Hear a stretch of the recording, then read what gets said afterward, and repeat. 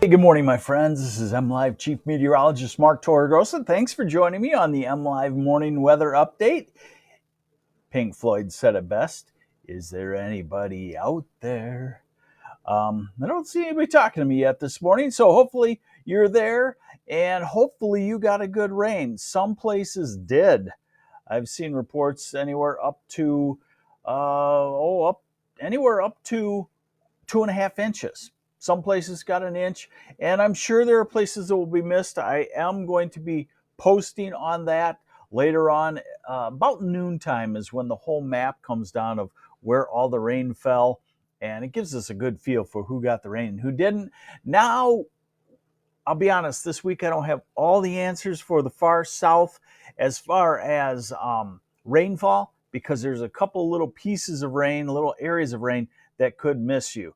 All right, let's get to her here. And, well, I thought I had her all set up, but here we go. So here's the radar. The rain has pushed out of Michigan for the most part.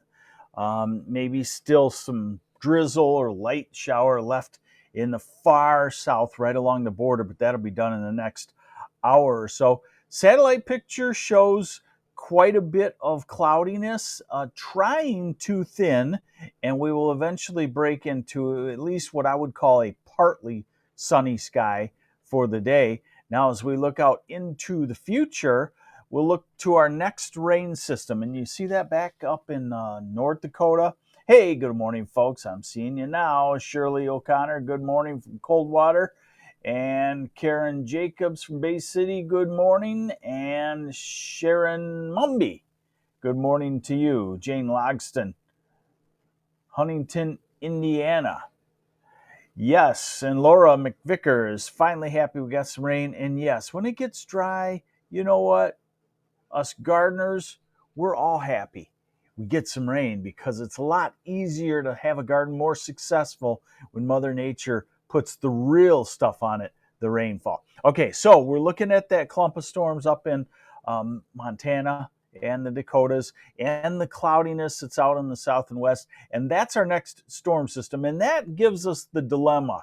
Does it come through quicker Wednesday night, early Thursday morning, farther to the south, or does it come wholeheartedly through the whole state on Thursday? And so that's going to be the thing to figure out this week. I'm going to show you a comparison, the European model versus the US model called the GFS, Global Forecast System. That's the main long-term US model.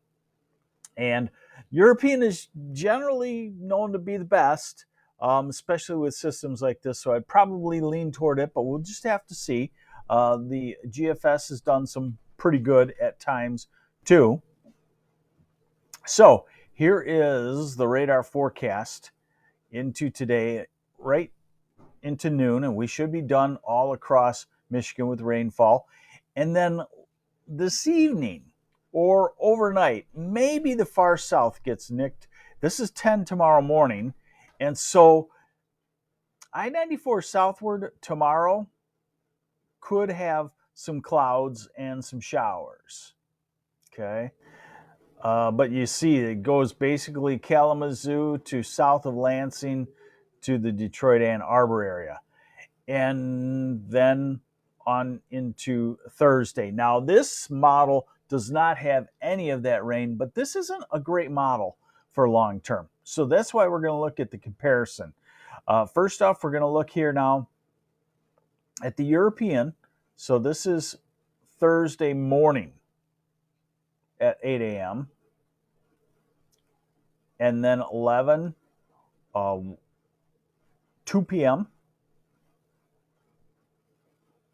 afternoon, and evening. So in other words, the European brings this area of rain across us on Thursday. We can use it again by then.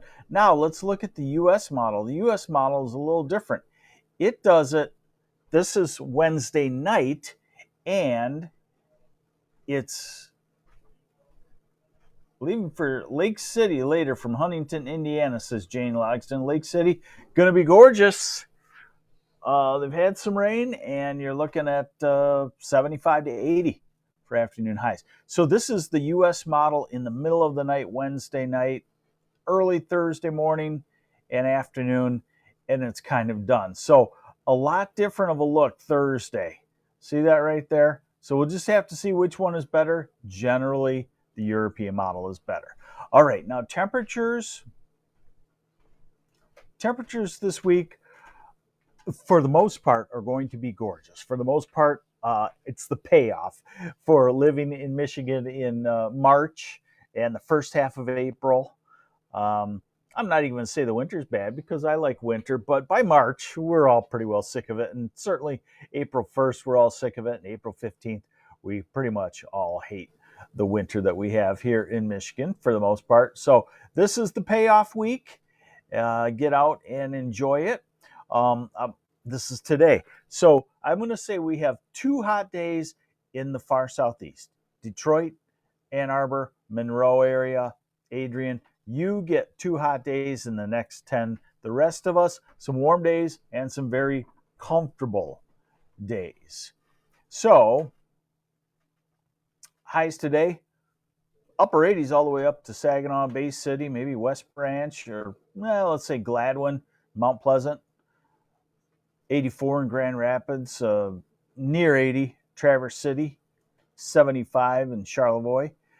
And then Wednesday, tomorrow, mid to upper 80s, southwest corner, rest pretty comfortable in the upper 70s, low 80s. And then Thursday, we'll look at temperatures in the 70s, it looks like. Very comfortable. Friday, this is the payoff day, upper 70s, low 80s. That's why we live here, right? Not for March 15th or April 15th. Saturday looks like it should be in the 70s. Sunday in the 70s to low 80s. Next Monday, maybe getting back into the mid to upper 80s. And there's your hot day. So what I'm saying is, over the next 10 days, we really have some very nice, comfortable weather on the way. Summery, but not too hot for most. And in those places where it's going to be hot, 2 days, today and sometime next week, might be hot with temperatures in the lower 90s. How's that? Pretty quiet. We'll keep an eye on any possible clumps of severe storms that pop up. Right now, I don't see that until Thursday possible. Timing on that, if it comes through in the morning into early afternoon, it probably will not be a severe weather maker. Probably will just be nice thunderstorms, and we certainly still can use that widespread in many places, because last night's rain and the rain over the last few days, if you got it, has been great here, nothing over here, great here. And, so we still haven't had a widespread soaker that helps for a week or so. Like Nikki Thalen just saying, need a rain in Flushing, Flint. And now 2 people down in comments. Jesse Bamberg, Garden loved last night's rain. Spot watered yesterday, water cans at ground level. There you go. So thanks for joining me on the MLive Morning Weather Update. I will keep you updated. I'm going to post on MLive about how much rain fell, with pretty good, usually the rain maps give you a real good feel in these spotty situations. Who got the heavy rain, who got missed out and got nothing. I'll post about that, and we're going to look at the rest of the week weather-wise on MLive. Thanks for joining me. Have yourselves a great Tuesday. Bye. I'm MLive Chief Meteorologist Mark Torregrossa.